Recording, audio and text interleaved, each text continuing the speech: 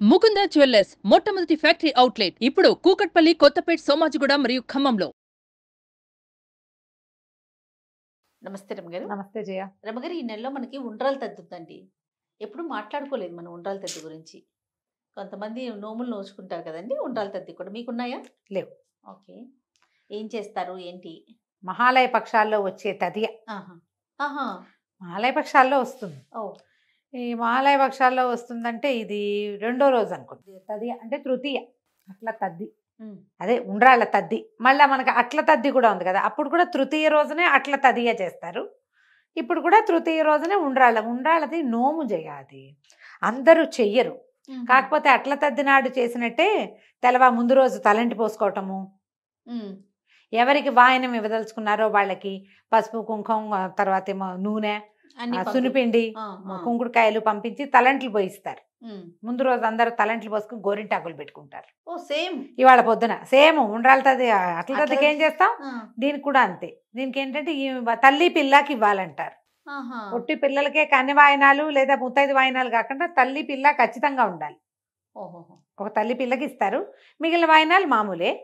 ఈ తర్వాత మర్నాడు పొద్దునే తెల్లవారుజాములేట ముందు రోజు రాత్రి అన్నం వండేసుకుని గోంగూర పచ్చడి, ఉల్లిపాయల పులుసులు అవి చేసుకుంటారు.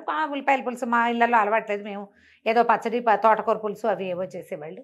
పొద్దున్నే భోజనం చేసి తెల్లవారుజాము బాగా తెల్లవారేదాకా చక్కగా ఆటలాడుకున్న ఆడపిల్లలందరూ కలిసి చేసేవాళ్ళు.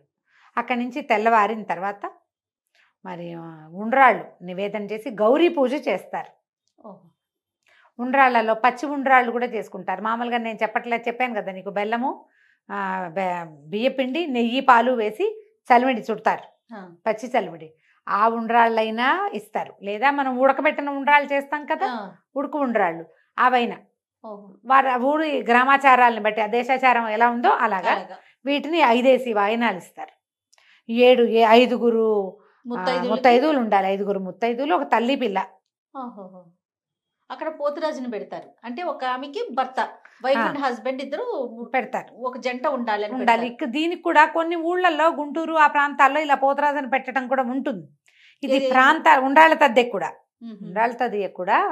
ఇది ఏంటంటే ఈ రోజున, ఈ తద్దె రోజున గౌరీ పూజ చాలా మంచిది. మనకి గౌరీ తృతీయ అని చేస్తారు, మన ప్రాంతాల్లో చెయ్యం. కానీ వినాయక చవితి ముందు రోజుని, వినాయక చవితి ముందు రోజు ఏమొచ్చింది మనకి, చవితికి ముందు వచ్చేది తదియే కదా, గౌరీ పూజ చేస్తారు. ఈ కర్ణాటక ఆ ప్రాంతాల్లో, అనంతపురం ఆ వైపు కూడా గౌరీ తృతీయ అని అమ్మవారిని ఆహ్వానించి, మర్నాడు మీ అబ్బాయి పుట్టినరోజు ముందు రోజు నిన్ను ఆహ్వానిస్తున్నామని పిలుస్తారు. ఇల్లంతా బాగా పసుపు కుంకాలతో అలంకరించుకుని వచ్చిన వాళ్ళందరికీ బాగా వాయినాలు ఇచ్చి అలా పెట్టుకుని మర్నాడు గణపతిని పెట్టుకుంటారు. అట్లాంటి ఆచారం ఉంది. అదే తృతీయ ఇప్పుడు ఇక్కడ కూడా ఈ గౌరీ తృతీయగానే దీన్ని భావించాలి. ఉండ్రాళ్ళ తద్ది రోజున గౌరీ పూజే చేస్తారు. మా ఇంట్లో లేదు, మేము చేసుకోవచ్చా, అలాంటి ప్రశ్నలకి నేనైతే సమాధానం చెప్పలేను. ఎందుకంటే ఇది గ్రామాచారాలు, దేశాచారాలని బట్టే నడుస్తాయి ఈ తద్దెలు. అదేలేండి, ఎవరిళ్లలో ఉందో వాళ్ళు మాత్రం మానకుండా చేసుకోండి. క్యారీ ఫార్వర్డ్ అవ్వాలి కదా, ముందుకెళ్ళాలి కదా మన పద్ధతులు. మీ ఇంట్లో ఉంటే మా అమ్మ చేసేది మేము చేయట్లేదు అని అనకుండా, మీ అమ్మ ఏం చేసేదో, మీ పెద్దక్కైనో, మీ మేనత్తనో కనుక్కుని మీరు చేసుకోండి. మనం ఏం చేస్తున్నాం జయ, లోక సహజంగా అసలు రాఖీ పండగ మందా కాదు. మనం ఇప్పుడు ఈసారి రాఖీ పండగలకి నాకు ఎన్ని ప్రశ్నలు తెలుసా జయ. కిందటి సంవత్సరం, ముందు సంవత్సరం కూడా ఏ టైంకి కట్టాలి ముహూర్తం, అన్నయ్యకి ముందు బొట్టు పెట్టాలా, హారతి ఇవ్వాలా, హారతి ఇచ్చి రాఖీ కట్టాలా, రాఖీ కట్టి హారతి ఇవ్వాలా, నాకు తెలీదమ్మా. ప్రతి వాళ్ళకి నాకు తెలీదు, నేను ఎప్పుడు కట్టలేదు. ఇది మన ప్రాంతపాచారం కాదు. చేసుకుంటున్నాం కదా, చేసేసుకుంటున్నాం, అందరూ చేస్తున్నారు. అసలు రాఖీ కట్టని వాళ్ళు లేరమ్మా. పనివాళ్ళ వేరే ఊళ్ళ నుంచి వచ్చి మరి రాఖీ కోసం వాళ్ళు ఎవరైనా మన పద్ధతులు నేర్చుకుంటారా అని అనిపిస్తుంది నాకు. సినిమాల వల్ల చాలా ప్రాచుర్యంలోకి వచ్చింది. తర్వాత క్రమంగా రాఖీ కట్టిస్తే ఏదో బ్రదర్లీ సిస్టర్లీ ఫీలింగులు ఉంటాయని బలవంతంగా రాఖీలు కట్టించే సినిమా సాంప్రదాయాలు కూడా వచ్చినాయి. తర్వాత బజరంగ్ దళ్ వాళ్ళు రాఖీలు కట్టడాలు అవి వచ్చినాయి. ఒక స్నేహం ఆపేక్షతోటి కట్టేది రక్షాబంధనం, దాన్ని ఏమో బ్రదర్ అండ్ సిస్టర్ ఫీల్లోకి మార్చాం. అది మన ఇంట్లోకి వచ్చేసింది. తెలుగునాట అసలు రాఖీలు కట్టని వాళ్ళే లేనట్టుగా అయ్యారు ఇప్పుడు. ఇందులో పెద్ద వాళ్ళు, సీనియర్ సిటిజన్స్, నా అంత వయసు ఉన్న వాళ్ళు కూడా రాఖీలు కట్టేవాళ్ళు ఉన్నారు. పెద్దవాళ్ళు కూడా మన ఇంట్లో లేదు, మన ప్రాంత పద్ధతి కాదు, వాళ్ళు కడతారు, మనం ఇది చేసుకోము అని అనం. కానీ మనదైన యమద్వితీయ అని ఎవ్వరూ పాటించరు. భగిని హస్త భోజనం మన తెలుగు క్యాలెండర్లో రాయబడి ఉంటుంది. అవును ఎవరు చేయరది. చెయ్యం. ఇప్పుడు ఈ ఒక 4-5 ఏళ్ళుగా మనం బాగా ప్రచారం చేసాం. మన ముందు కూడా గురుగారులు 2-3 ప్రవచనకర్తలు ప్రచారం చేసి కొంచెం పబ్లిక్ లోకి వచ్చింది. అవును అవును రమ్మగారు కదా, కరెక్ట్ అండి. యమద్వితీయ ఎవ్వరు చేయరు. మనకు అక్కర్లేదుగా. మన వైపు లేనిది హిందీ వాళ్ళు మాత్రమే చేసుకునేది మనం ఎట్లా చేసుకున్నామో, మన ఇంట్లో ఉండేవి, మన ప్రాంతంలో ఉండేవి మనం ఎందుకు మానేయాలి నాకు తెలియక అడుగుతా. అసలు అంతేగా. చేసుకోవద్దు. మీ ఇంట్లో ఉంది, మా అమ్మ చేసేదండి అని రాయొద్దు దయచేసి. మా అమ్మ వాళ్ళు చేసేవాళ్ళు, మా చిన్నప్పుడు మేము కూడా చేసేవాళ్ళు అని చెప్పకండి. ఇప్పుడు మీరేం చేయగలరో అది చెయ్యండి. మాకెందుకు, మీ ఇంట్లో ఉందో లేదో మనకు అక్కర్లే, ఎవరికి అక్కర్లా. మీరు చేస్తున్నారా లేదా అనేది మీకే కావాలమ్మా, ప్రపంచానికి ఎందుకు.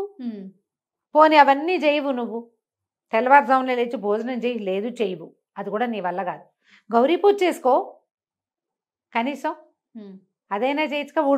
ఉండ్రాళ్ళు నివేదన అదైనా ఇవ్వండి, అదైనా చేయొచ్చుగా. మన ఇంట్లో ఉంటే ఆ విధానాన్ని మానబోకండి. గోరింటాకు పెట్టుకోవటము సీజన్లో మంచిది. పొద్దున్నే లేచి ఆ చల్లటి వాతావరణంలో తిని ఆడుకోవటము సంవత్సరానికి 2 సార్లు చేస్తాం. అవునండి. అవకాశం ఉన్న వాళ్ళు చేయండి. ఆ అవకాశం లేదు, పోనీ అవి ఏమీ లేవండి, మనకి ఆరోగ్యం లేదు, అవకాశం లేదు, పూజ చేసుకునే అవకాశం ఉంటుందిగా కనీసం. ఈ రోజున ఉండ్రాళ్ళు గౌరీదేవి నివేదన పెట్టి ఆ కథ ఏదో చెప్తారు, చిన్న కథ. ఒక రాజుగారికి ఒక వేశ్యాగమనం అలవాటు ఉండేది. అంతకుముందు ఆయన భార్యతో ఫ్యామిలీలో ఉన్నప్పుడు వాళ్ళు నోములు చేసుకోవడం తెలుసు ఆయనకి. ఆయన అడిగేట, నువ్వు ఎందుకు నోవు చేసుకోవట్లేదు, రేపు ఇది ఉంది కదా, ఉండ్రాళ్ళ తద్ది ఉంది కదా, నోవు చేసుకోమన్నట్టు. ఆవిడ నేను చేసుకోను అన్నట్టు. నేను చేసుకోను, గౌరీ ఎవరు, నేనే గౌరిని, అలంకారం చేసుకుంటే నేను గౌరీదేవిలా కనపడతానని నాట్యం చేసే అలంకారాలు అవి వేసుకుంది. ఆవిడ పొగరబోతానానికి ఆవిడకి తీవ్రమైన అనారోగ్యం వచ్చేసింది. అయితే చాలా అనారోగ్యం పడి ఇక రాజుతోటి సంబంధం కూడా విచ్ఛిన్నమయ్యే పరిస్థితి వస్తే ఆవిడ ఒక బ్రాహ్మణ్ణి ఆశ్రయిస్తే ఆయన చెప్పాడు, నువ్వు ఎక్కడో దేవతల్ని అవమానించావు, అందుకే నీకు ఈ పరిస్థితి వచ్చింది. అప్పుడు ఆవిడ పూర్వాశ్రమం జల్లో జరిగిందంతా ఆలోచించుకుని అప్పుడు మళ్ళీ గౌరీ ఆరాధన చేస్తే 5 సంవత్సరాల్లో మళ్ళీ ఆవిడ ఆరోగ్యం చక్కబడిపోయి ఆవిడ జీవితం మళ్ళీ మామూలుకి వచ్చింది. ఇంత పొగరబోతూ దైవారాధన మీద ఆసక్తి లేని ఆమెకే ఇలాంటిది వస్తే ఆసక్తిగా చేసే వాళ్ళకి ఎంత వస్తుంది మరి. కాబట్టి తప్పకుండా ఈ ఉండ్రాళ్ళ తదియ నోవు నోచుకోవాలని, ఇంట్లో ఉంటే మన ఇళ్లలో చేసే పద్ధతి ఉంటే ఈ కథ చెప్పుకుని అక్షింతలు వేసుకుంటారు. ఇది కనగౌరి నోవులని చేయిస్తారు చిన్నప్పుడే. ఉండ్రాళ్ళ తద్ది నోవులు, అట్ల తద్ది నోవులు చిన్నతనాల్లో చేయించే కొన్ని ప్రాంతాల్లో ఆ పద్ధతి ఉంది. వివాహం అయ్యాక తద్ది నోములు ఉన్నాయని 5 ఏళ్ల పాటు ఈ నోము నోచుకుంటారు. ఉద్యాపన చేసుకుంటారు. ప్రాంతాల వారీగా ఉద్యాపనల్లో తేడాలు ఉన్నాయి. ఒక్కో ప్రాంతంలో ఒక్కో రకంగా చేస్తారు. 5 ముత్తైదులకి 5 తల్లి పిల్లలు పెట్టడం కూడా ఉంటుంది. ఓకే. 5 ముత్తైదులకి తలంట్లు పోయటం, బట్టలు పెట్టడం, మామూలు ఒట్టి వాయనం ఇవ్వటం కాకుండా వస్త్రము, అలంకారాలు, లక్కజోళ్ళు అన్నీ ఇస్తారు. సువాసన చిహ్నాలైన గాజులు, పువ్వులు, తర్వాత తమలపాకులు, రవికల బట్టలు, చీర గీర వస్త్రాలు, ఆభరణాలు అవన్నీ ఇచ్చి ఉద్యాపన చేసుకుంటారు. 5 ఏళ్ళు కనీసం. వివాహం అయిన తర్వాత 5 ఏళ్ళు చేస్తే దీనివల్ల ఏంటంటే గౌరీ శంకర్ల దాంపత్యం లాగా, అర్ధనారీశ్వర తత్వం లాగా ఉంటారు భార్యాభర్త. ఆరోగ్యానికి మంచిది, 5వ తనానికి మంచిది అని చెప్తారు. అవకాశం ఉన్నవాళ్ళు మీ ప్రాంతంలో ఆచారం ఉంటే కనుక్కుని ఎంతో కొంత చేసుకోండి. లేకపోతే చేయాల్సిందేనని చెప్పట్లేదు నేను. ఉంటే చేసుకోండి. రైట్ అమ్మ.